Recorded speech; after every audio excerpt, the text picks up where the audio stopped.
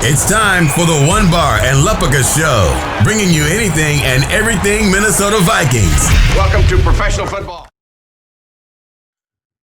All right, welcome back to the One Bar and Lupica Show. I am One Bar, and in today's episode, we're going to talk about 5 reasons why the Minnesota Vikings will be better in 2020 than they were in 2019.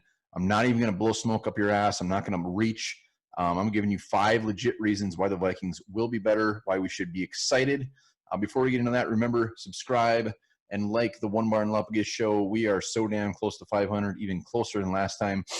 Oh, you smell that? It smells delicious. I cannot wait to get to it. And the best part is when we get to 500, we're going to be popping bubbly, me and Lupica on here, and it's going to be fantastic. We're going to celebrate. But yes, let's get into it. 5 reasons why the Vikings will be better in 2020, and in no particular order. I am going to start off with number 1, new faces. The Vikings have been in the mix the last handful of years. We've got the Minnesota Miracle. Last year, we got pretty damn close to getting to that NFC Championship game. So we're always competing, but we could just never get there. And this year, like every year, we have new faces, but some pretty big changes. I mean, we've seen leaders like Everson Griffin take off.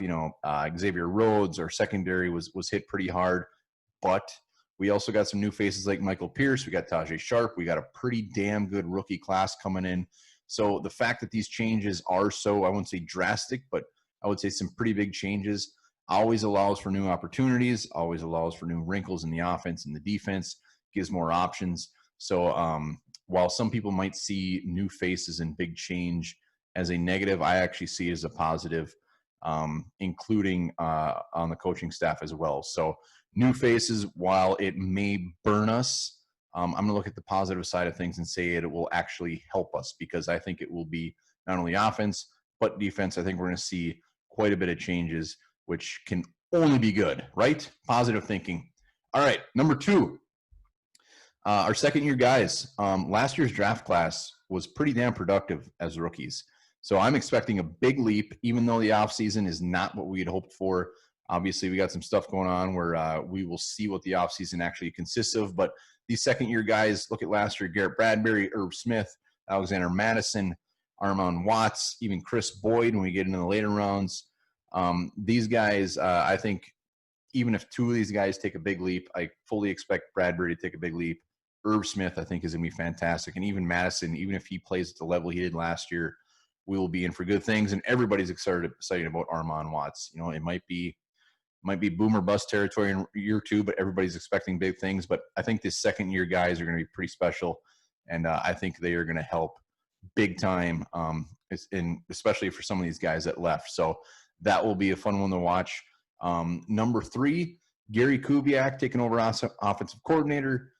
Yes, Stefanski was good, no doubt about it, and Kubiak probably had a lot to do with that. But giving the keys completely to Kubiak, we've seen what he has done for running games at Denver, Baltimore, Houston.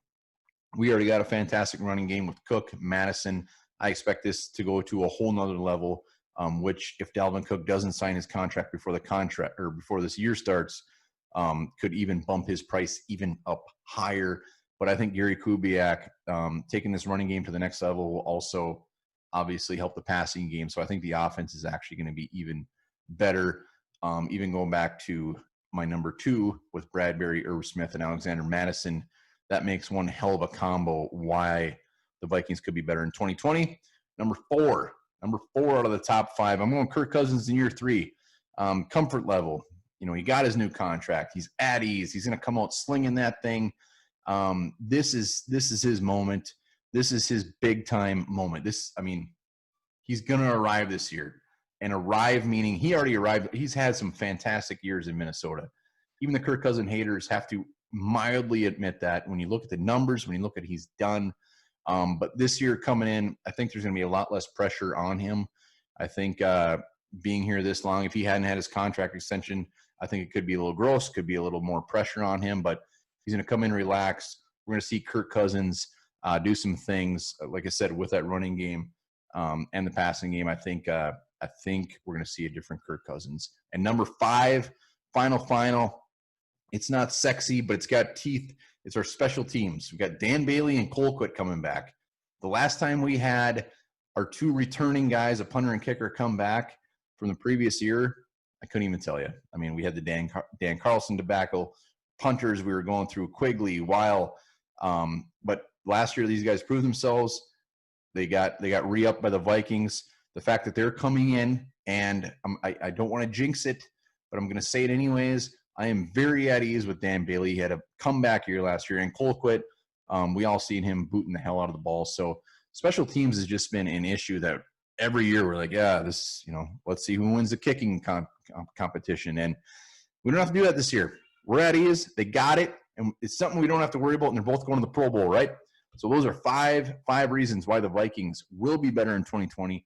If you don't agree with it, if you got another reason, let us know in the comments, and we will see you tomorrow.